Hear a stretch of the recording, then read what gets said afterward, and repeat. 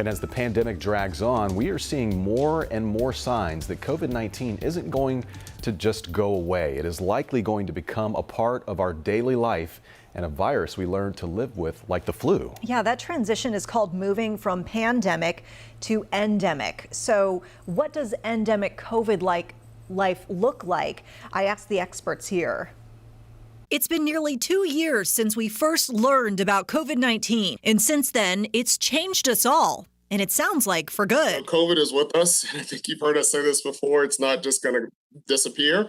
So we're really sort of transitioning to a period where it's really becomes endemic or just here in our community on an ongoing basis. Mecklenburg Deputy Health Director Dr. Raynard Washington tells us that endemic phase means COVID will eventually become like any other virus we live with, like the flu. And we will have these periods of high transmission and periods of lower transmission. So aside from what could be a COVID season, what will this new life look like? Here's Novant Health infectious disease specialist, Dr. David Priest. I'm not going to be surprised if additional true boosters that have been designed against Delta variant or other variants are, once a year thing like a flu shot. Even how we handle protocols like isolation and quarantine could change as vaccinations open up to younger groups. As we're able to get the youngest of us vaccinated, and we have tools in our toolbox to be able to protect the majority of people in our population, specifically, vaccine for everybody.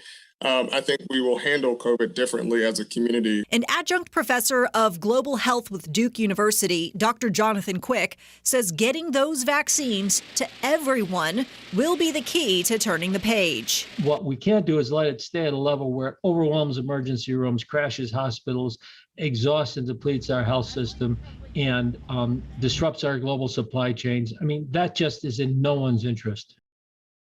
Now, doctors say there isn't going to be a concrete point where we all go, all right, the pandemic's done.